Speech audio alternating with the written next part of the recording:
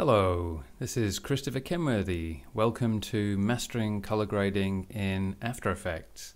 And we're going to look at just how important color grading is and how satisfying it is. It's one of the most essential skills and you can get so much pleasure out of it. Look at a shot like this and you can see that the color just isn't right. It's too blue, too purple. But with just a few clicks, you're going to be able to turn a shot like this into a shot like this. All the colors have come out the way you want them to. You can see the correct colors in the dress, the green in the leaf, the skin looks the way it should. It's a very, very satisfying thing to do.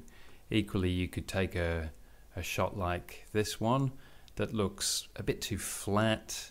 The colors are okay, but it doesn't look as sharp, bright and colorful as it could do.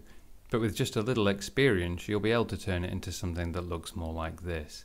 It really doesn't take long to get to grips with color correction. It's not as difficult as you might believe. And grading becomes one of the most powerful creative tools you can have in your arsenal. Even if it's just turning a shot like this, which is too yellow, into something that's more white, black and white. Often what we're trying to do is turn the whites white and the blacks black and the greys grey. That gives you a natural lighting effect, and from there you can work more creatively. This shot here, it looks okay, but you can see there's a lot can be done to improve it. The shadows in the original are quite dark and a little bluish. The jam doesn't look as good as it could. The coffee's a bit dull. A little correction, everything looks sparkly and bright and beautiful.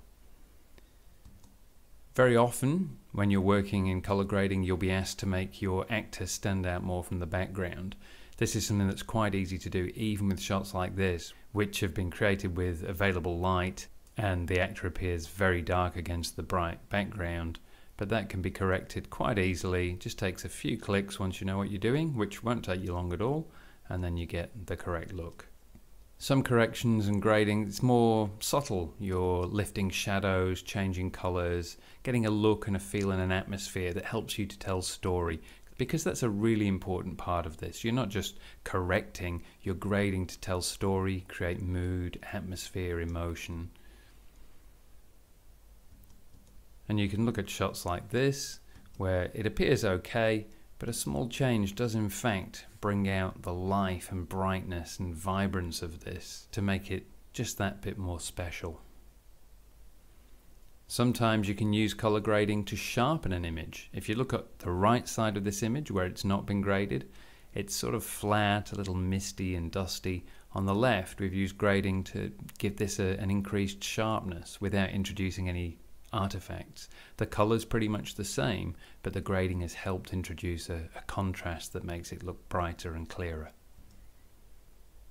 You can also take very dark shots and bring out whatever light is in them, as you can see here. Or you can experiment more subtly with colors. If you look at this original shot, you can create something that looks like old film or enrich it a little. You take a shot like this and make it look moodier and more surreal. Sometimes it's just a case of changing the color of the water and the sky to make them look more the way they were on the day. The camera didn't capture what you wanted, so you're able to use grading to bring that out. You can also do secondary color correction. If you look at the pen there, that changes color, as does the bottle top, because we've selected them individually and then changed them in whatever way we want. This can be used really creatively. If you look at this shot of a summer's day, it can be made to look autumnal by using secondary color correction. Whatever techniques you use, you'll find that this is an extremely satisfying process and one that you get to grips with very quickly.